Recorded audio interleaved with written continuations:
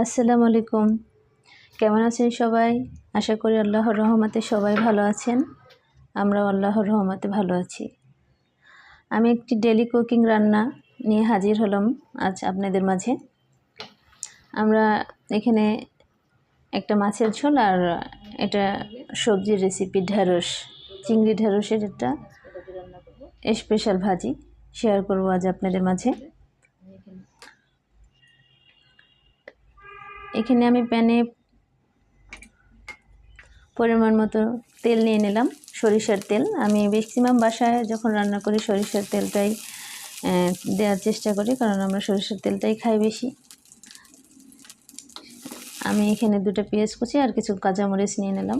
তারপরে একে একে বাটা মশলাগুলো দিয়ে দেব।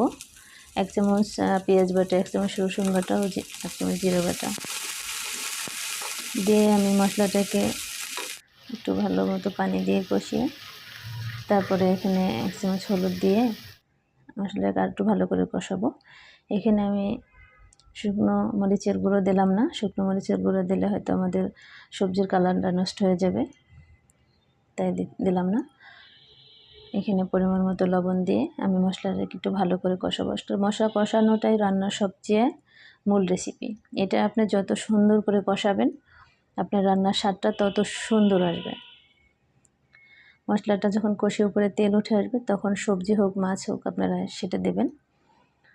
এখন আমি এখানে কেটে রাখা কাঁচকলাটা একটু দিয়ে দিলাম। তারপর কাঁচকলাটা ভালো করে কষাইতে দেব।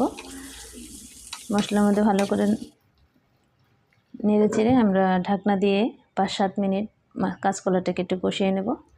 তারপর এখানে গরম পানি দিয়েছিলাম, স্কিপ হয়ে গেছে। গরম পানিটা ফুটে আসলে তারপরে আপনারা মাছ দিয়ে দেবেন। আমি মাছটাকে একটু লবণ আর হলুদ দিয়ে মাখিয়ে রেখেছিলাম। অন্য চুলায় মাছটাকে বসিয়ে মাছের ঝোলটাকে বসিয়ে দিলাম, আর এই পাশের চুলায় আমি সবজিটাকে রেডি করে নেব, ঢেঁড়স ভাজি। আপনারা টিপসটা ফলো করলে হয়তো বা আপনাদের নতুন যারা রাঁধুনি তাদের অনেক উপকারে আসবে। যে ঢেঁড়স ভাজিটা সবুজ থাকবে, ঝরঝরা হবে কিভাবে, সেটাই এখানে দেখানোর চেষ্টা করব। আমি এখানে প্যানের হাফ কাপের মতো একটু কম তেল নিয়ে নিলাম, সরিষার তেল, আর 2-3 কোয়া রসুন কুচি একটু ব্রাউন করে তারপরে আমি 1 কাপ পেঁয়াজ নিয়ে নেব।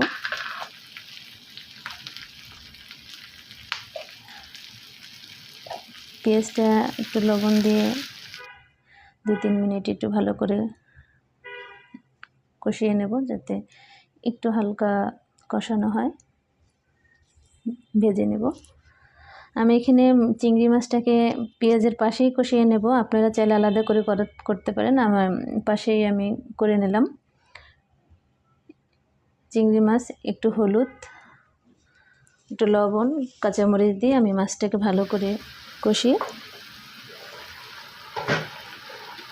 তারপরে এখানে অন্য চুলে আমার মাছের ঝোলটা প্রায় হয়ে আসছে। আমি এখানে একটু ধনিয়া পাতা কুচি দিয়ে 5 মিনিট হাইস্ট ধনিয়া পাতাটা দেওয়ার পরে আমাদের কোনো কিছুই অনেকক্ষণ ঢেকে রাখা বা জাল দেওয়া উচিত না, কারণ ধনিয়া পাতার ফ্লেভারটা নষ্ট হয়ে যায়, কালারটা নষ্ট হয়ে যায়।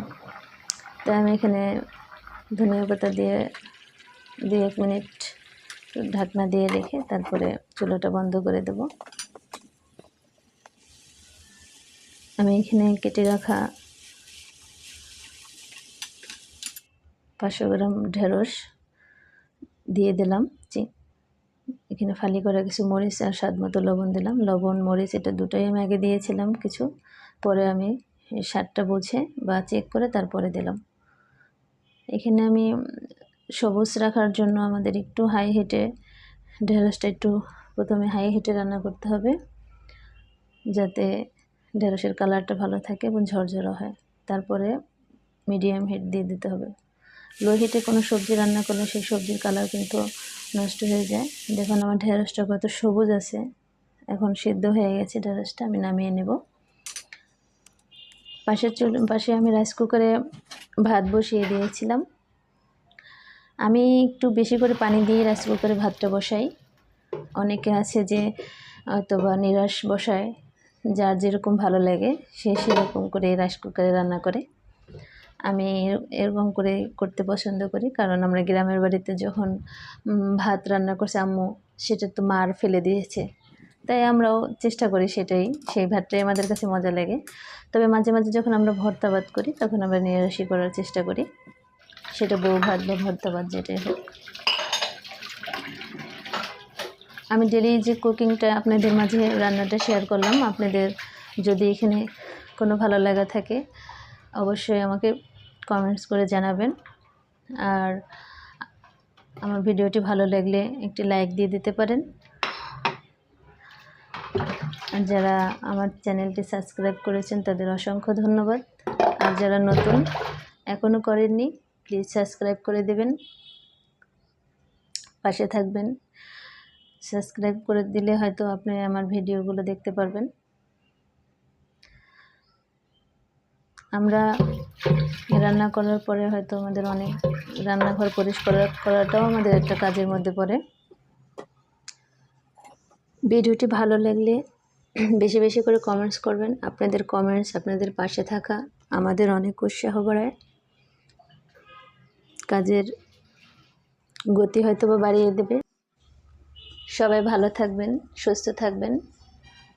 আবার কোনো নতুন ভিডিও নিয়ে হাজির হব আপনাদের মাঝে। সেই পর্যন্ত সবাই আমরা ভালো থাকবো আশা করি। তো ভিডিওটা আমি এখানে শেষ করে দিচ্ছি। আল্লাহ হাফেজ, আসসালামু আলাইকুম।